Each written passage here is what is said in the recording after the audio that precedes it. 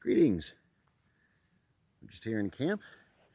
We thought we'd take a moment to showcase our favorite bushcraft fire starting method. We've got a few of them set up here. Put a few sets together and start off with the absolute most basic. It's our least favorite. It's a fire plow. And all it's going to entail is you're basically going to take your stick and you're going to rub it against another stick. Whoops, in this case, there's a little notch, and you're going to want to go as fast as you possibly can. If you have a place to keep this from sliding around, that really helps. And it's a lot of work. It's a pain in the butt. You have your tinder here, and we have gotten a little bit of charring here already, and it's the absolute worst. You don't want to be having to do that, especially in the desert heat. Now, a lot of the Boy Scout type stuff, you see the good old bow drill, but old school, super old school, be something along the lines of maybe a hand drill. And here we have this nice long dried stalk of mullein or cowboy toilet paper, and we're gonna go for it here. You're gonna want to obviously have your tinder bundle right there, and you got your notch there for your tinder to spill out of. Brace, and down you go. Oh, and disaster happens. That's why we don't like mullein stalk. And hand drill is blisters waiting to happen. And we don't like that at all. So this is why, a really good example of why hand drill, not so much fun. You're gonna need a pretty sturdy stick, but it's gotta be fairly lightweight. And you see we have gotten some scarring, some scorching, of course, from that combustion. And some people like to do the old two sticks together thing, and you can see we kind of got a notch in there because the embers will fall down in there onto your tinder bundle.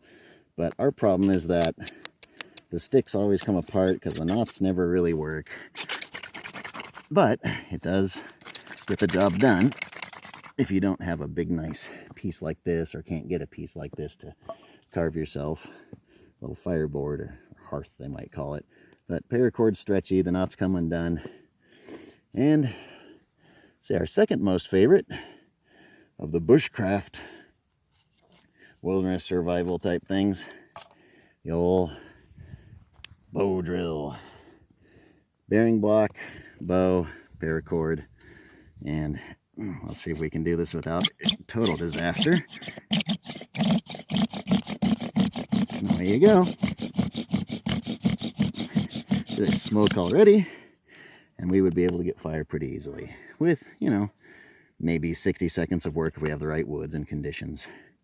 And with a pump drill, you'd have a sort of a spinning centrifuge sort of a thing going on, and it'd be spinning back and forth as you pump up and down. You've probably seen those, you know, natural history museums, living history days, that sort of thing. Primitive drill, just in general, a lot less work. A lot of work to make, though. It could take an hour to get one in a good balanced set. And, you know, all these methods require effort. They require calories. They require wood. They also require the conditions to be right. And they aren't always. You know, you might not be able to find anything that you need to make fire. And that's why our number one favorite fire starting method is this, the lighter. Right now there's fire. There's none of this making stuff. There's none of this needing cordage or burning your hands up with blisters or hoping you have the right woods or having the stick just snap right apart in your hands. Fire right there, right now. And it's full of gas. Always take a brand new one out with you every time you go out in the bush or the wilderness. At least one. We obsess about these things. We usually have 4 or 5 on them in a pocket, in the pack, in another kit, in another separate kit, just because in case you get separated from your pack, you still have fire. And some people are going to say, oh, well, you know, if you get it wet, it won't work. That's not true. They dry out very, very quickly. Anybody who's ever been a smoker knows exactly how to dry out a Bic lighter that's gotten wet. And I know what you're going to say, well, in a rainstorm. Well, in a rainstorm, this isn't happening either. This is all wet and useless, and you just need to hunker down and shelter. So that's why the lighter, carry it with you. It's at the gas station when you gassed up before you went on your adventure. All you had to do was grab it from the counter as you checked out with your snacks and trail bars and stuff. So always have one with you. We always have one in our pocket, no matter what. 24/7, always got a lighter, always the ability to make fire. And even if it goes dead, you can still grind up the flint, or the mag bar, essentially, is what's in these, is a little tiny little mag stick. And you can grind that up and get it to catch fire just like the shavings off of your fire steel. And you just have to be very careful to not accidentally spark it when you're slowly grinding it off. You've probably seen it demonstrated in various survival media, but this little tiny thing, I mean, it lights many, many, many times. You get hundreds of lights out of it, and if you know how to start a fire, that is all it takes to get your fire going if you've built it correctly.